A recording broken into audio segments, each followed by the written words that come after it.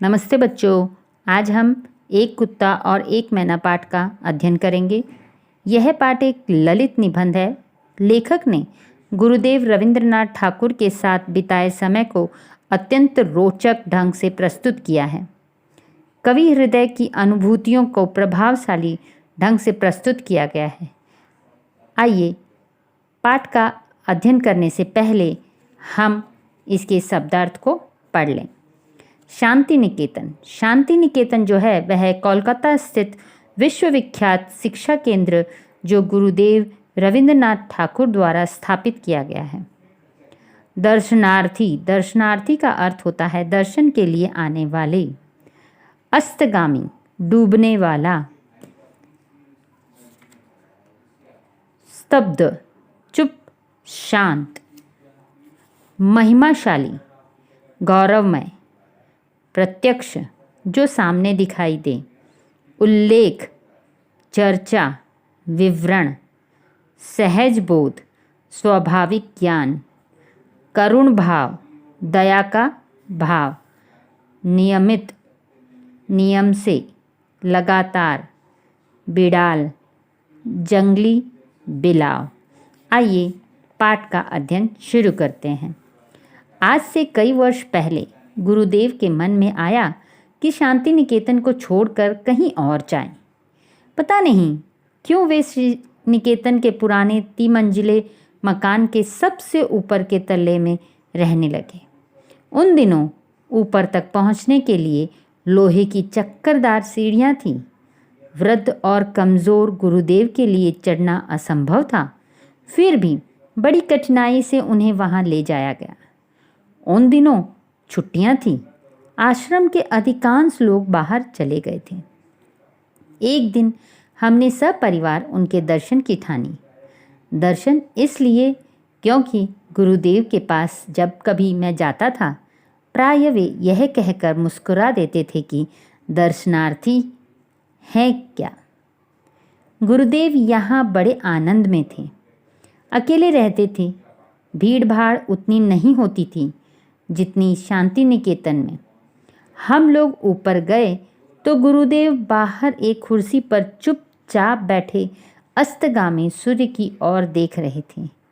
हम लोगों को देखकर मुस्कुराए। बच्चों से ज़रा छेड़छाड़ की, कुशल पूछी और फिर चुप हो गए। ठीक उसी समय उनका कुत्ता धीरे धीरे ऊपर आया। उनके पैरों के पास खड़े होकर पूंछ हिलाने लगा। गुरुदेव ने उसकी पीठ पर हाथ फेरा। वह आंखें मूंद कर अपने रोम रोम से उस स्नेह का अनुभव करने लगा। गुरुदेव ने हम लोगों की ओर देखकर कहा, देखा तुमने, ये आ गए। कैसे इन्हें मालूम हुआ कि मैं यहाँ हूँ? आश्चर्य है।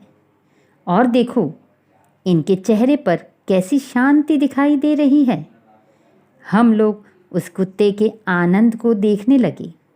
किसी ने इसे राह नहीं दिखाई थी, न उसे यह बताया था कि उसके स्नेहदाता यहाँ से 2 मील दूर है, और फिर भी वह पहुँच गया। इसी कुत्ते को लक्ष्य करके उन्होंने आरोग्य में इस भाव को एक कविता लिखी थी। प्रतिदिन प्रातःकाल यह भक्त कुत्ता स्तब्ध होकर आसन के पास तब तक बैठा रहता है जब तक अपने हाथों के स्पर्श से मैं इसका संग स्वीकार नहीं करता। मैं जब यह कविता पढ़ता हूँ तब मेरे सामने श्री निकेतन की वह घटना प्रत्यक्ष सी हो जाती है। उस दिन मेरे लिए वह एक छोटी सी घटना थी। आज वह विश्व की अनेक महिमाशाली घटनाओं की श्रेणी में जा बैठी है। इस प्रसंग में एक और आश्चर्यजनक बात का उल्लेख किया जा सकता है।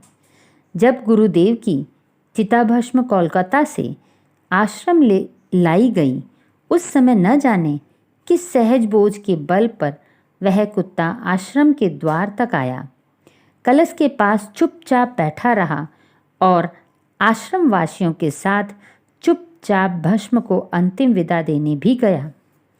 एक बार मैं सुबह गुरुदेव जी के पास था।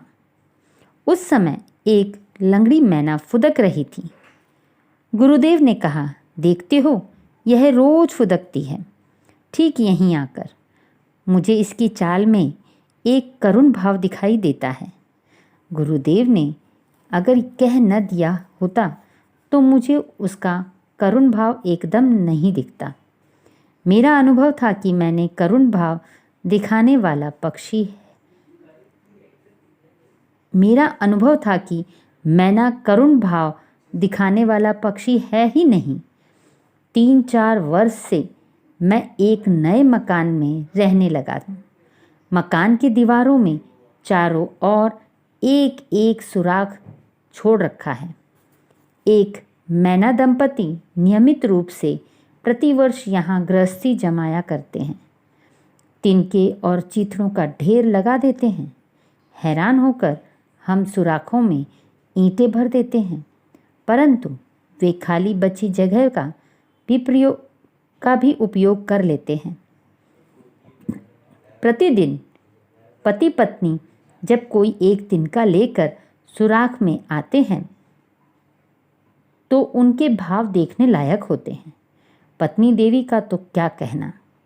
एक तिनका ले आई तो फिर एक पैर पर खड़ी होकर नए पंखों को फटकार दिया, चोंच को अपने ही पैरों से साफ कर लिया और नाना प्रकार की मधुर वाणी में गाना शुरू कर दिया।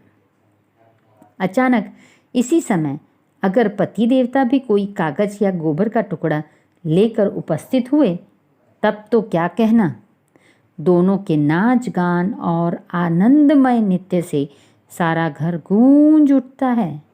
पक्षियों की भाषा तो मैं नहीं जानता, पर मेरा विश्वास है कि उनमें कुछ इस तरह की बातें हो जाया करती हैं। पत्नी, ये लोग यहाँ कैसे आ गए जी? पति, उफ, बेचारे आ गए हैं तो रह जाने दो, क्या कर लेंगे। पत्नी, लेकिन फिर भी इनको इतना ख्याल होना चाहिए कि यह हमारा प्राइवेट घर है।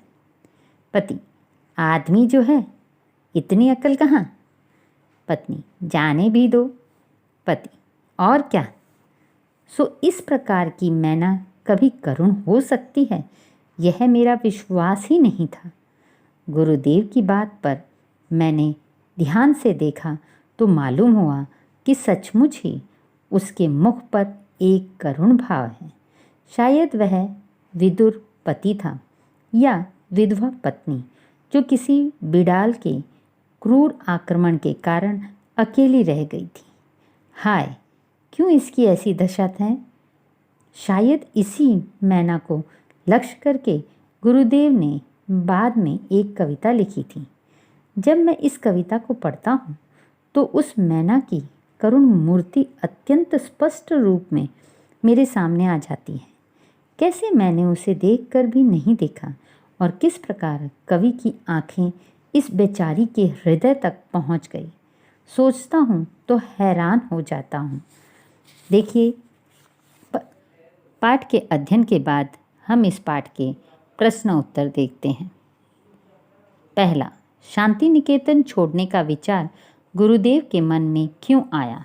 उत्तर, शांति निकेतन में बहुत भीड़ भाड़ थी और गुरुदेव भीड़ भाड़ से दूर रहना चाहते थे, इसलिए उनके मन में शांति निकेतन छोड़ने का विचार आया। दूसरा प्रश्न, गुरुदेव लेखक को देखते ही मुस्कुरा कर पूछते, दर्शनार्थी हैं क्या? इससे गुरुदेव के स्वभाव की कौन सी विशेषता प्रकट होती है? उत्तर, दर्शनार्थी है क्या कहने से उनके परिहास करने की आदत का पता चलता है। तीसरा, देखा तुमने, ये आ गए, ये शब्द गुरुदेव ने किसके लिए कहे? उत्तर, देखा तुमने, ये आ गए, ये शब्द गुरुदेव ने अपने कुत्ते के लिए कहे। चौथा, कुत्ते के बारे में लिखी कविता पढ़कर लेखक को कौन सी घटना याद आती है? उत्तर, कुत्ते के बारे में लिखी कविता पढ़कर लेखक के सामने श्री निकेतन की वह घटना प्रत्यक्ष हो जाती है जिसमें कुत्ता बिना स्थान जाने 2 मील दूर अपने स्नेहदाता अर्थात गुरुदेव के पास पहुंच जाता है। पशु भी बहुत संवेदनशील होते हैं। 5वां, मैना के मुख पर छाए करुण भाव के बारे में लेखक ने क्या अनुमान लगाया? उत्तर, मैना कभी करुण भी हो सकती है। लेखक को यह विश्वास नहीं था। आइए लिखित प्रश्नोत्तर को देखते हैं। पहला, कुत्ता गुरुदेव के पास कैसे पहुंच गया? उत्तर, गुरुदेव शांति निकेतन की भीड़भाड़ से दूर श्रीनिकेतन पहुंचे थे। उनका कुत्ता भी 2 मील का रास्ता तय करके उनके पास पहुंच जाता है। उसे न तो किसी ने रास्ता बताया था और न ही उसे मालूम था कि उस पर स्नेह करने वाले गुरुदेव यहाँ हैं। दूसरा प्रश्न, कुत्ते के विषय में किस आश्चर्यजनक प्रसंग का वर्णन लेखक ने किया है? उत्तर, कुत्ते के विषय में आश्चर्यजनक प्रसंग था जब गुरुदेव की चिताभस्म कोलकाता से आश्रम में लाई गई। उस समय न जाने किस सहज बोध के बल पर वह कुत्ता आश्रम के द्वार तक आया, कलश के पास चुपचाप बैठा रहा और आश्रम वासियों के साथ चुपचाप भस्म को अंतिम विदा देने भी गया। तीसरा, कविवर रविंद्र द्वारा लिखित कुत्ते से संबंधित कविता का भाव क्या था? उत्तर, कविवर रविंद्रनाथ द्वारा लिखी कविता का भाव था कि प्रतिदिन यह भक्त कुत्ता तब तक उनके आसन के पास बैठा रहता है जब तक वे अपने हाथों के स्पर्श से उनका साथ स्वीकार नहीं कर देते। चौथा, मैना दंपति अपना घोंसला बनाने के लिए क्या क्या करते थे? उत्तर, मैना दंपति नियमित रूप से प्रति वर्ष वहाँ घोंसला बनाते थे। तिनके और चीथड़ों का ढेर लगा देते।